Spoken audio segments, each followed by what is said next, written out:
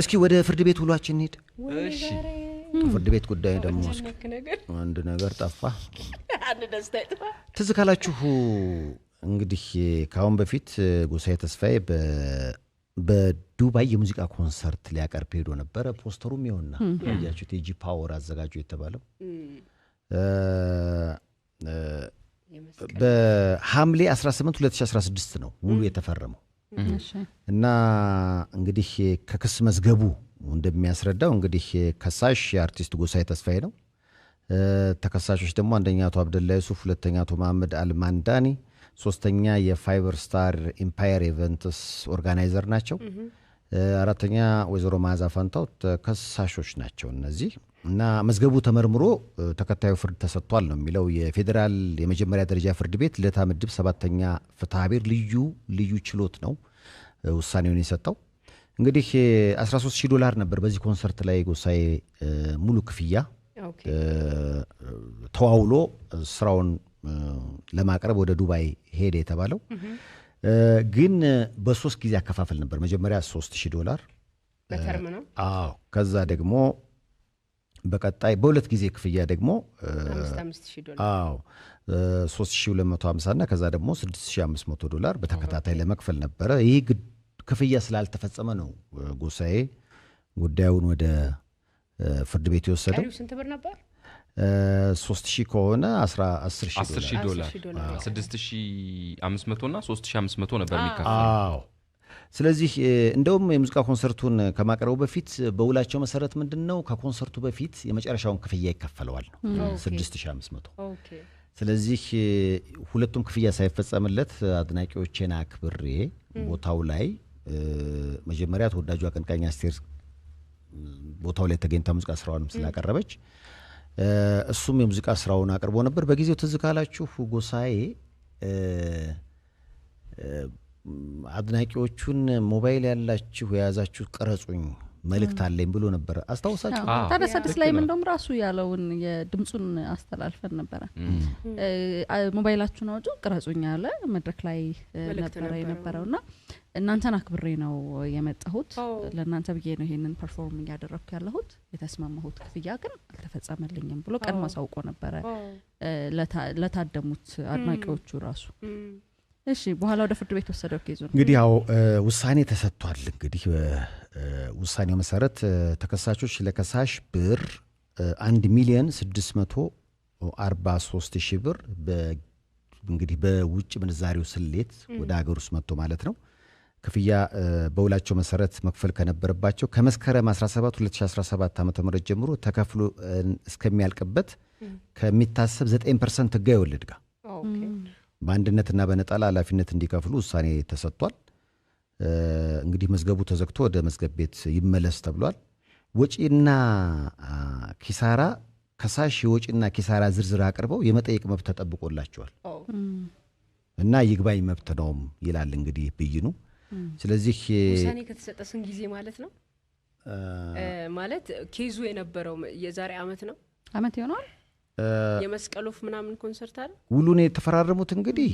በ18 2016 ነው 2 አመት ማለት ነው 2 አመት ማለት ነው ስለዚህ እንግዲህ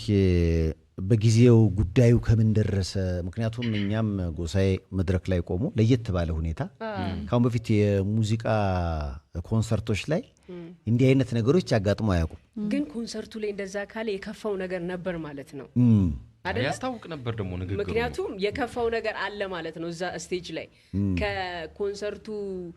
ከመተላለፉ በፊትም አለመግባባት እንደነበር ያሳያል እንግዲህ ያ ጉዳይ ነው ወደ ፍርድ ቤት ሄዶ መጨረሻ ላይ እንግዲህ ወደ ሲደመደም አርቲስት ጎሳዬ ተስፋዬ ተፈረደለትም ሊሆን ይችላል ብዙ ጊዜ እንደዚህ አይነት ኮንሰርቶች ዝግጅቶች ሲኖሩ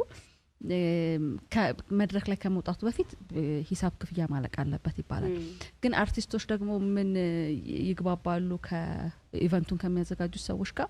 ከኮንሰርት ከስፖንሰርና ከቲኬት የሚያገኘውን ገቢ ነው የምንከፍለው ይላሉ ኢቨንቱን የሚያዘጋጁት ሰዎችና የዘገዩ ክፍያዎች ሊኖሩ ይችላሉ አንዳንዴ ምን አድቫንቴጅ ይወሰድባቸዋል አርቲስቶቹ ላይ ከቲኬትና ከስፖንሰር ነው የምንወስደው ስለዚህ ትንሽ ታከሱን ብርን ሰብስበና እንከፍላችኋለን ምናምን ይባልና ሳይከፈላቸው ይቀራል መጀመሪያ ላይ የተከፈለው ቀብድ ብቻ ይሆንና ከሰርን ትኬት በሽምግልና የሚያልቁ ምናምን ይሆናል በዛ መንገድ የሚሄድ ይኖራልና በነገራችን ላይ ብዙ አርቲስቶች በዚህ የተነሳ ወይም አድናቂዎቻቸውን በማክበራቸው ብቻ የተነሳ ወጥተው መድረክ ላይ አቀርበው የተስማሙበትን ክፍያ ሳያገኙ የሚቀሩ ይኖራሉ ተመልካቾቻቸውን ማክበራቸውን ኢቨንት ኦርጋናይዘሮቹ እንደ አድቫንቴጅ ይዙታል ይመስለኛል እኔ መካሰሱ ምኑን አይፈልጉትም ተብሎ ስሟ ለጊዜው ይቅር ውጭ ሀገር ቦታውም ለጊዜው ይቅር እና ድምጻዊቷ ስትነግረኝ ኮንሰርት ሊያሰራት ተዋዋሉ እና ግማሽ ክፍያ ሰጣት እሷ የሙዚቃ ስራዋን አቅርባ ለሊት መመለስ አለባት ስለዚህ ግማሽ ክፍያውን ግድ የለም በቃ ጨርሽና አላትና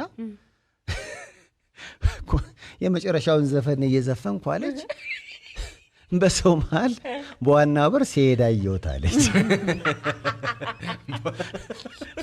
ዋናው በር አዎ ከዛ ኧረ ያዙት ቁጭ አረገችና እንግዲህ ስትከተለው መኪናውን አስነስቶ ከስቴጅ ወርዳ አዎ ረጅም ዘፈኑ የተቀበሉኝ አትልም እሷ ብላ ተቀበሉኝ ብላ ቀጥል ብላ እና አረ ኮሜዲ ነው ከዛ በኋላ ያለው አማራጭ ምንድነው እዛ አካባቢ ስትጨናነቅ ያዩ ሰዎች ቤቱን እናቀዋለን ከኮንሰርቱ ለሷን የመዳኘት ስራ እና ጓደኞቹ በጣም ስላዘኑላት በታክሲ ወደ ፕሮሞተሩ ቤት ዘፈኑ ቆመ አይገጥ በቃ ተዘግታው ሄደች እንዴ አው ሞታ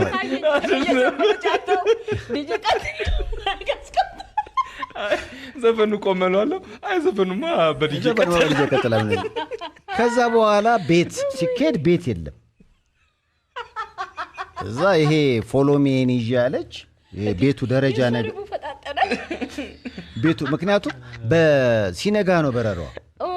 እና ብር ከዛ በኋላ ፎሎሜን ቁጭ አድርጌ ጠበቅኳለች በቃ ተጠብቅ ከ2 ነው ከ3 ሰዓት በኋላ ሞቅ ብሎት በታክሲ መጣ ሲንገናል ይሄንት ምንድነው አሁን 50% ብትሄጂም እኮ ልክልሻል ነበር ምን ተንከራተቻለች ምን እንደ ሚስት ሙዚው በር ላይ ቁጭ ብለሽ ጠብቂኛለሽ በይ ብሎ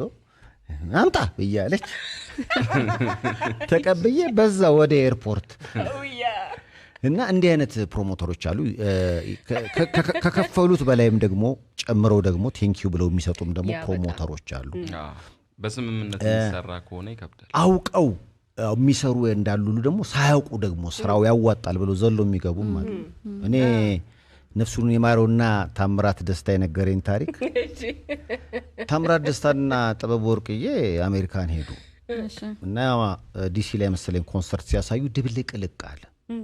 ዲሲ እዛ የሆነ ልጅ ብቻ አየ በህይወቱ ኮንሰርት ሰርቶ ያቀም እና እኔ የምኖርበት ከተማ ባመጣቸው ብሎ ሰዎች ሲደዋውል እንዴ ሁለቱ ከመጡማ ምናምን አለ ድብልቅልቅ ይወጣል ከዛ ስንት ነው አለ የጠየቁት ገንዘብ ደግሞ በ5 አመት ምናምን ያጠራቀመው ገንዘብ አይነት በቃ ላውጣና ኢንቨስት ላርግና እንዴት ነው ሲል ረደብል ነው የምታገኘው ምናምን አሉት በቃ ያንን ገንዘብ አምጥቶ ከፈለና የተሳሳተው ምንድን መሰለ ኮንሰርት ሲሰራ ጊዜ ቀን ድምጻዮቹ የፈለገ አሪፍ ቢሆኑም የምታሳይበት ቀን እና ጊዜው ካልተገጣጠመ መከራ ነው ልጁ ምንም ነገር የለውም በቃ ጀስት ይሄን ነገር እንትን ብያለሁ ዲሲ ላይ በጣም አሪፍ ስለሆነ ብሎ ነው ከዛ በቃ ቤተሰቦቹን ትኬት ቆራጭ አርጎ ደርደሯቸው ቀን ተሰብስበው እንደዚህ እየተወራ በቃ ማታ ዛነን ይላል ሰው የሆነ እንደውም 15 ሆነ ቁጭ ብለው ነበር ሁላችሁም በኔ ሂሳብ ማታ አለ ስትመጡ ብቻ ዝም ብላችሁ አስጠሩኛ ሰልፍ እንኳን ቢሆን እንዳትሰለፉ ምናምን አለ እሱ የገመተው በቃ ሰልፉ እንዲዞሩ እንደ ዲሲ ከዛ ማታ በቃ ቤተሰብ ተደርድሮ ቢታይ የለም ሰው ቢታይ ሰው የለም ከዛ በኋላ በቃ እሱም ከውስጥ ሆኖ እንዴት ነው ሰው አልመጣም ይያለበት ከሲል እነዛ ሰው ይፈልጋል 15ቱ መጡ ማለት ነው። እነሱ በነሳ እነሱ ብረት ንከስ ተቤና ታምራት ደስታ 15ቱ ሲያስጨፍሩ አይ ከዛ ከመንዲ ሰዓቱንም አየ። ሰዓቱን ሲያ ከዛ በኋላ ሰዓት ሰው እንደማይመጣ ሞቋል። ውስጥ አንድ ያ ሰው ነው ያለው። 15 ሰው መጣ ዳረ ሰው መጣ ተብሎ እነሱም ነፃ ናቸው። እነሱም ማዳን ናቸው። ጠረጴዛውን ያው እንትንም ደግሞ ትንሽ ብርክት አስገባቸው ይግቡ። ታዞር ሲል ሙዚቃው ተጀምሯል። ያው ሰዓቱን ጠብቀው ነው የሚሰሩት። ከዛ ታሚ ሲነግረኝ ነፍሱን ይማረውና ሙዚቃዬን ዘፈን እየዘፈን አለ ኤኮ ሙዚቃው ድምጽ እና ይሰማኛል አለ። ባዶ ስለሆነ አዎ ከዛ ያስጀመረንም እሱ ነው አለ። እስኪ እንደው ሙዚቃ ሲሰማ ይመጡ አቀም እንጂ ማትረፍ ይችል ነበር ራሱ ነው አለ። እሺ ብለን ጀመር። ከዛ የሆነ ሰዓት ላይ ሽንት ቤት እንትን በቃ ልጠቀም ስገባ አለ ተጠቅሜ እዛ የኮንሰርቱ አዳራሽ ሽንት ቤት አለ አይደለ እዛ ልጠቀም እንትን ብዬ ውስጥ እያለሁ ድምፅ ሰማዋል። የሆነ ቀጭን የለቅሶ ድምፅ። ከዛ ዞር ብዬ ሳያለ የኮንሰርቷ ልጁ ነው አዘጋጁ። እዛ በቃ አይ ምን ነው አልኩት አለ። ዝፈኑ እንጂ ዝፈኑ እናንተ ምን አለባችሁ ዝፈኑ እሺ ዝፈን አርጉ እናንተ። እኔ በቃ እንደዚህ ነው በቃ በጣም ግን ተከማለች ተነሳ ላላ ልጅ በጣም ከዛ በኋላ በጣም ከማዘናችን የተነሳ ከጥበብ ወርቅ ጋር ተነጋግረን ቀሪ ከፍያውን ተውንለታል። በጣም ቆይ ምን ነበር ሰው ለምድር ያልመጣው ጊዜ ይሄ ማለት አንዳንድ ሰው ይኸውልሽ ዝም ብሎ አሁን ፕሮሞተር መሆን ዝም ብሎ ፕሮሞተር አይደለም። ይሄ ማጥናት አለበት፣ ልምድ ያስፈልገዋል። እንዲሁ ዘሎ ብር ስላለው የሚሰራ ስራ አይደለም። አንዳንዴ ዘፋኞቹም ራሳቸውን ለመስራት ይሞክራሉና በውጭም ዓለም እንዲህ አይነት ስራን የሚሰሩ